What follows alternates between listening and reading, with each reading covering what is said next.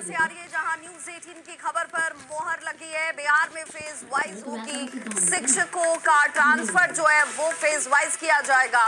पहले फेज में गंभीर बीमारी से ग्रसित शिक्षकों का ट्रांसफर होगा। दूसरे फेज में पति पत्नी के पदस्थापन के आधार पर ये ट्रांसफर किए जाएंगे और तीसरे चरण में दूरी के आधार पर महिला टीचर का ऐच्छिक ट्रांसफर किया जाएगा। साथ ही साथ चौथे फेज में पुरुष शिक्षकों का दूरी के आधार पर यह ऐच्छिक ट्रांसफर होगा। फेज वाइज आवेदन की फिर से होगी जो स्क्रूटनी है वो प्रक्रिया एक बार फिर से होगी, यानी कि जिन 4 फेजों में ये अब आपको पोस्टिंग दी जाएगी उसमें भी आधार तय कर दिए गए हैं। साथ ही साथ फेज वाइज आवेदन की स्क्रूटनी की जाएगी। अभ्यावेदन की स्क्रूटनी के लिए 16 पदाधिकारियों की प्रतिनियुक्ति तक कर दी गई है।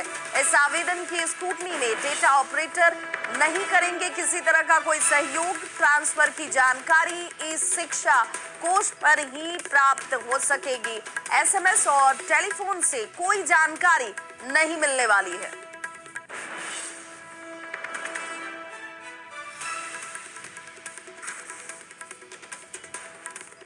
और इस बड़ी खबर के साथ पटना से इस न्यूज 18 संवाददाता रजनीश जुड़ गए हमारे साथ। रजनीश, अब ये मानकर चला जाए कि जो पदस्थापन के आधार 4 चरणों में 4 फेज में कहें वो शिक्षकों के सामने होंगे और उसकी जानकारी उन्हें सिर्फ ई शिक्षा कोष पर ही मिलेगी।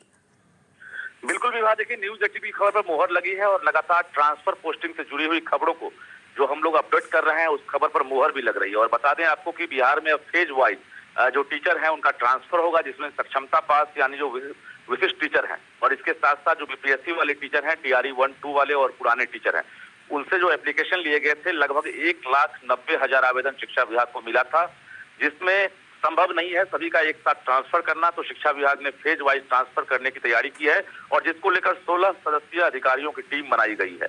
और ये एक्सक्लूसिव जानकारी न्यूज 18 दे रहा है कि जो फेज वाइज ट्रांसफर होगा इसमें पहले फेज में जो कैटेगरी तय किए गए हैं, जिसमें आपको असाध्य रोग से पीड़ित हैं, इसके साथ साथ गंभीर रुग्णता वाले हैं, लीवर हृदय मरीज वाले, और इसके साथ साथ जो दिव्यांग हैं और विधवा परित्यक्ता नारी हैं, इनका ट्रांसफर पहले होगा। और ये ट्रांसफर 6 और 7 जनवरी से ही देखने को मिलेगा ई शिक्षा कोष पर। टीचर आईडी से सभी लॉगिन करेंगे जो इस कैटेगरी के होंगे और उन्हें ये सूचना मिल जाएगी कि उनका ट्रांसफर कहां किया गया है। तो कुल मिलाकर जो अभ्यावेदन मांगे गए थे उन अभ्यावेदन पर अब आज से एक्शन शुरू हो गया है। तमाम जो 16 सदस्यीय अधिकारी हैं वो अब फाइनल